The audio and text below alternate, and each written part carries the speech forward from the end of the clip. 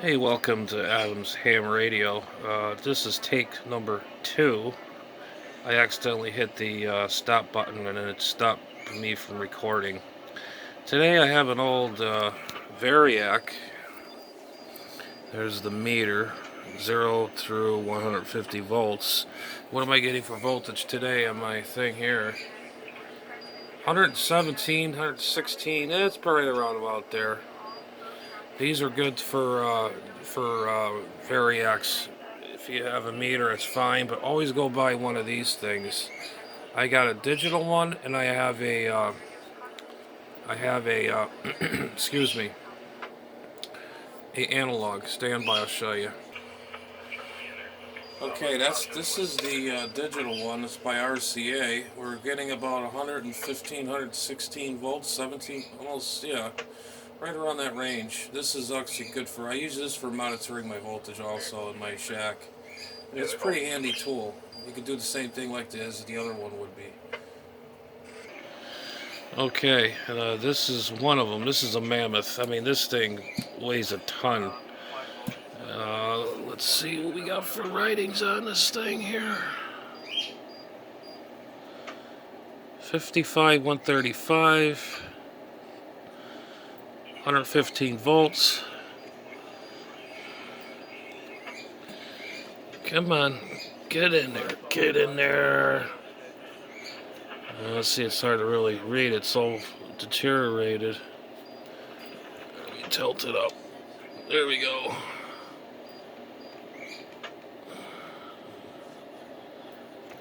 Huh.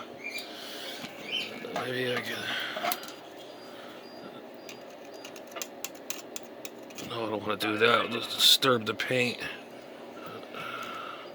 Ah, stupid. Stand by. Okay, we're gonna try this again. I had to move my chart, my whatchamacallit jiggy, my band plan chart. But anyways, man, this thing's heavy. This is the looks of it. It's on an angle. This could have been from a shop, electronic shop, to bring the voltage up slow and then bring it where it's got to be. And this is so old. It's even okay. You got the plug right here. You plug your there we go. Plug it into here, your power or your radio or whatever. And this has got a slow blow fuse, a glass fuse in this thing. Eventually I like to convert this over, but I like to keep it original. But this is one of the old tools that I have. And, oh my goodness gracious, this thing is heavy. And it's got the old paint on it, and, oh man. And the meter, it looks like it's right spot on. I want to say this thing is probably from 1955. And this is like the zone where you want to be in. Anyways, we got that. It's good to put this onto this Viz. It's a power line voltage monitor, which I have 2 of those. If you're working on old gear, this is good to have when you work and you vary it with this. Bring the capacitors up to reform them, like for instance, like an old receiver, tube-type receiver, vice versa. And always, ladies and gentlemen, experimenters or whatever, always use an isolation transformer. The reason why is that, say if pretend this was a old radio all apart and they have a chassis ground, and it's actually chassis ground and it's hot. So when you grab a hold of this, you're going to get whacked. Believe me, I've been experienced in that department. So this is where this comes in. It isolates the chassis of the component, like the like the tray of RF tray of the radio or whatever. These are very highly recommended, and this way here you won't get a good charge, a good zap, and you will light like a Christmas tree. And these are good to have too. I have another one that's analog. I'll show you. Stand by. Okay, this is the RCA voltage line meter. It goes up to 100. I think it's like 117 volts. Trying to get up there to 120, but the voltages are real low here today. I have no idea why, but these are good to have too as well to monitor your voltages if you're going to work on something. But anyways, this thing is an old one. I can tell you that. I mean, look at that. A glass fuse. How often do you see that? I don't even know if it... Yeah, let me try something. Hold on, stand by. Okay, here's the fuse. What's the name of it? It's a Bustron. T30 amp. There's the socket for it. There's some crud in there.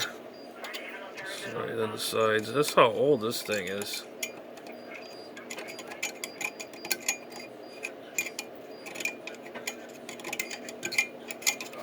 Whatever. Anyways, that's where's the thing? Here it is. And you just plug it in like a light bulb.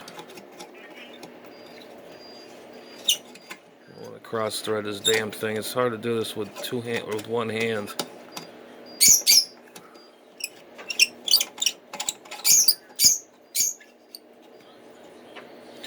So that's one of my other pieces of equipment that I use. And like I said, make sure you always use these when you're working on old equipment, and use one of these to bring the voltage up a little bit, little by little, to form the caps. Or if you had a fault, something smokes, you bring it down, and make sure you always watch your voltages on that. And this, depending how accurate this is, I remember turning it on, and boy, as it turned on, it just makes a big boom noise. That's another Variac right there, and I got another one. Okay, this is the one I usually use all the time. This is your Stat, I think it's called. I think this is from the 70s or so. These are really good, and I calibrated it. Got it from an old workshop I used to work, and they were going to throwing this away, and I says, I'm going to keep it, redo it. And let's see. Here's the... let's see, come on, focus, dang it. Okay, there it is, right there. That's this Variac I use quite often. That's the newest one versus this one. This thing's a monster. Even it's got a vented sides, and yeah. So this is one hell of a piece right here, buddy. But yeah, it's got your volt adjustment here. One of these days, maybe we should take this apart in a future reference video. Man, let's see. What's this thing go to? Let's see. 0 through... I can't really see the bottom there. 2,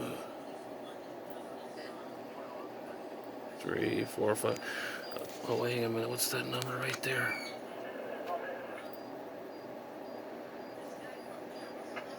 That's the wattage rating. Oh, that's the input rating. 500 watts. Okay. But I like the cover on it. One of these days I'm going to take this thing apart and show you how this thing ticks. It's like a big giant, what do they call those? A rheostat inside, that's the name of that one. It's like a giant rheostat, and there's like a contact, like a brush motor. You turn it up, and the voltages go up around that transformer, and then increases. Then you decrease, you turn the knob around this way. So, excuse me, that's how that works. I did fire this up a while ago. Man, I tell you, it makes a heck of a boom. Not a boom, but like a boom noise. Well, maybe we're going to hook it up and we'll show you. Hang on. Okay, we got about 117 volts, it says, according to this. We're gonna bring it. Oh, in a minute. Oh, that's not set up to that. Sorry, folks. Okay, here's the needle on here. Sorry for the lighting. Okay, that's 0.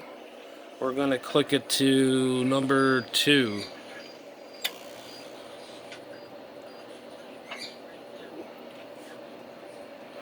Wow, some voltage there on number 2. Okay, we're getting close to 120. There's 120 right there. I don't want to go any more than that. This thing makes a noise when you go past 150 volts.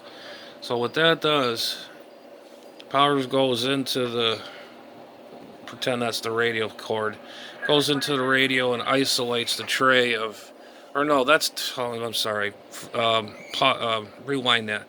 This reforms your caps and everything in case something happens. Well, first you want to bring it down, say about number, let's see, 50 volts, if that. Let's see. See, I don't know accurate, 90 or 95 volts. What you want to do if it's like an old radio chassis, actually hot from ground, and it's a chassis. They call it chassis hot. So then you run this very slowly, and to resurface the caps, like meaning reform them, and then you watch your voltages here as well. And then while you're doing that, when you get about 120 volts, make sure when you got that thing open, you make sure you have this isolation transformer right on that radio. If you don't, you're going to get one hell of a zap. I'm telling you, believe me, I've an experience. It's not pleasant at all. But this is a cool Variac. It's old. She needs to be cleaned. You can hear that transformer in there clunking. I don't want to go more than that, but that's that part.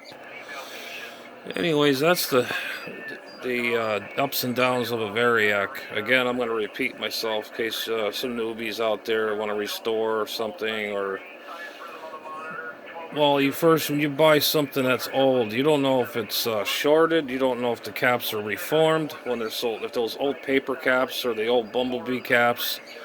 I'm sure you all know what I'm talking about. This comes in hand right here. You bring that voltage up real slow and leave it for like, I don't know, 10-15 minutes or more. You bring that up until you reach about almost close to 100 volts, then to 120, then you're good to go. And make sure, like I said, you have this in line. There's 2 outlets. One is like the terminated, and there's regular input, and the isolation side.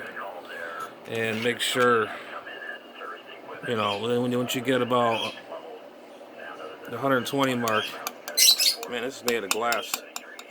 And make sure you have this in line and monitor your voltages. So that's the story on an old Variac.